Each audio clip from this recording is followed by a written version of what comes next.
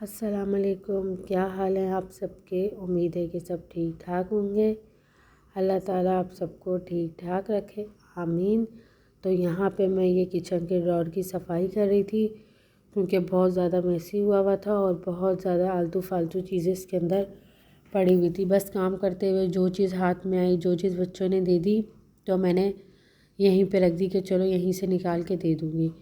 तो मैंने कहा अब इसको भी मैं क्लीन कर लेती हूँ, जितना भी एक्स्ट्रा सामान है फालतू का उसको निकाल बाहर करती हूँ और सिर्फ ज़रूरत की जो काम की चीज़ें हैं वो उसमें रहने देती हूँ, जो मेरे काम की होंगी।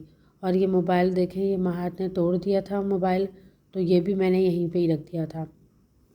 तो बस अब इसे जल्दी से मैं क्लीन कर लूँगी। तो घर के जो बेसिक काम होते हैं, झाड़ू पोछा हो गया, बर्तन धोने हो गए, खाना बनाना हो गया, वो तो रेगुलर रूटीन में होता है ज़रूरी। उसके अलावा भी बहुत से ऐसे काम होते हैं, हर चीज़ मैनेज करना, घर को मेंटेन रखना, जो कि बहुत ही मुश्किल हो जाता है। तो बस उसको भी ज़ाहिर है हमें ही करना पड़ता है, घर को साफ़ सुथरा मेंटेन करना। किचन तो रोज़ क्लीन होता है, लेकिन डीप क्लीनिंग होती है वो भी ज़रूरी होती है। घर की सफाई भी रोज़ होती है, लेकिन घर की डीप क्लीनिंग होती है। डीप क्लीनिंग, डस्टिंग हो गई और जाले वगैरह साफ़ करने हो गए, तो वो भी बहुत ज़रूरी है। तो ये सब मैनेज करना बहुत ही मुश्किल हो जाता है, लेकिन बहुत ही ज़रूरी और करना पड़ता है। तो जितनी भी अगर हम अगर हेल्पर रख लें तो हेल्पर भी उस तरह से काम नहीं करती जिस तरह से हम एक हाउसवाइफ करती हैं, क्योंकि ज़ाहिर सी बात है ना, उनका घर होता है, ना उन्होंने रहना होता है, और वो तो पैसों के लिए काम कर रही होती हैं। और कितने ही घर होते हैं जो उन्होंने लिए हुए होते हैं काम करने के लिए और उनको जाना होता है, तो बस जल्दी जल्दी सफाई की, बर्तन धोने जल्दी जल्दी से धोए और वो चली गई। तो जिस तरह से डीप क्लीनिंग हम घर की कर सकते हैं तो वो तो नहीं कर सकती।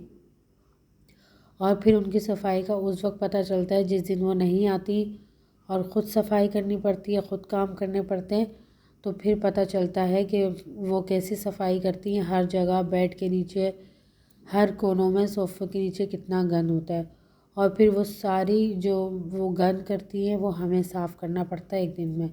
तो यहाँ पे ये मैं आपको कटर दिखा रही थी, ये मैंने ऑनलाइन मंगवाया था।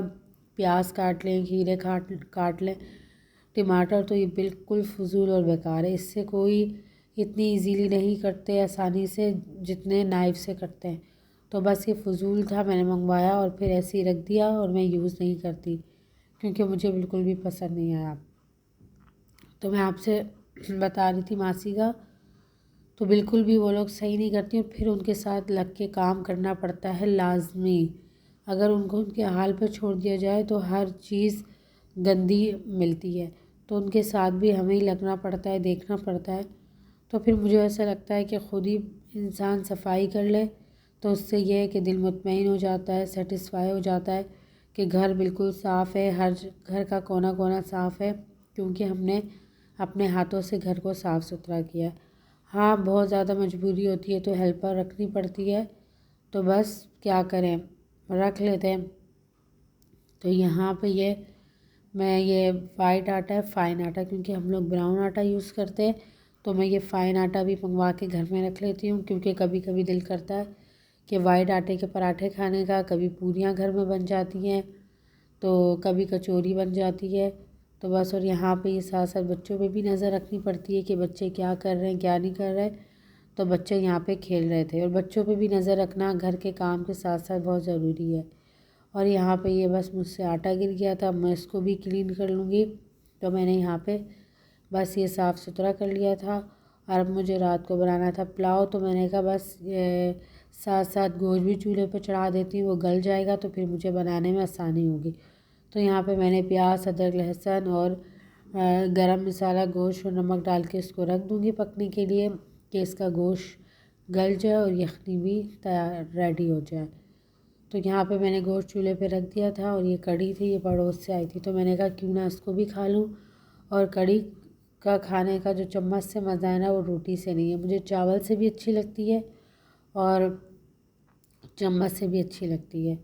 तो बस कढ़ी खा के फ्री हो गई थी, और ये आयज़ा सिपारा पढ़कर आई, तो ये अपना सिपारा लेके बैठ गई और डायरी लेके, इसकी रफ़ डायरी है कि मम्मा मैं ये जो सिपारे में लिखा हुआ है ये मैं डायरी में लिख रही हूँ। इसे मना किया मैंने कि भाई थोड़ा रिलैक्स कर लें, क्योंकि स्कूल से आती है, फिर सिपारा पढ़ने जाती है, फिर ट्यूशन में से घर में पढ़ाती हूँ। तो मैं बोलती हूँ जो बीच का टाइम होता है तो उसमें ये थोड़ा रिलैक्स कर ले, ये फ़्रेश हो जाए, तो फिर ये जब मैं इसे पढ़ाती हूँ तो ये बिल्कुल फ़्रेश होती है और अपना पूरा कॉन्सेंट्रेट इसका पढ़ाई पे होता है। तो रात को ये मैंने पुलाव बना लिया था और ये हमारे चावल आए थे पंजाब से। ये देखने में तो छोटा चावल है लेकिन इतना खुशबूदार चावल है और बहुत ज़बरदस्त चावल है। तो बस इसी का मैंने पुलाव बनाया था और बहुत मज़े का बना था। मैं अपनी वीडियो को यहीं पे एंड करती हूँ। मुझे उम्मीद है आपको अच्छी लगी होगी। अच्छी लगी है तो प्लीज़ लाइक, सब्सक्राइब और शेयर कर दीजिएगा।